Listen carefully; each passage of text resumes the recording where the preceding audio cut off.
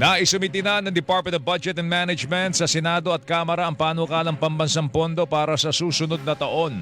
Ayon kay Budget Secretary Amina Pangandaman, nagkakalaga ng 6.793 trillion pesos ang 2026 proposed national budget na mas mataas ng 7.4% kumpara sa 6.326 trillion pesos 2025 national budget.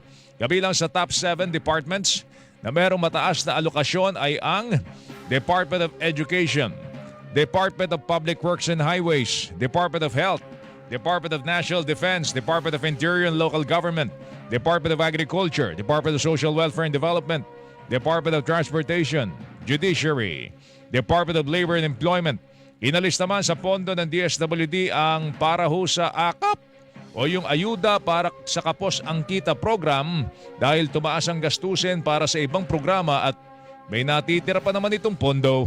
May natitira pa pong pondo for 2025 and like I mentioned a while ago, we receive a total of 10 trillion pesos na proposal from agencies. And given our limited fiscal space, hindi pa po muna natin siya sinama. Buwaba naman ang pondo para sa confidential funds sa 10.77 billion pesos at 4.5 billion pesos dito ang nakalaan sa Office of the President habang walang hiningi ang Office of the Vice President na CIF. Ito po ay bumaba from the GAA ng 1.35 billion pesos or 11.18%. On the part of the House, we'll assess it. There are certain agencies and offices that are allowed to have confidential intelligence funds based on necessity.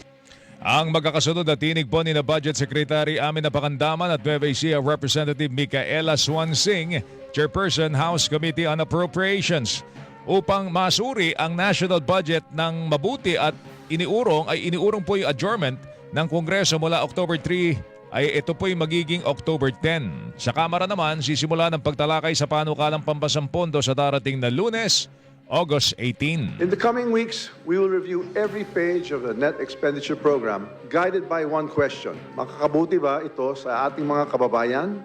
Tinig po ni House Speaker Ferdinand Martin Romualdez. Sa Senado, itinakda ng Senate Committee on Finance ang pagsisimula ng budget briefing sa darating na September 1.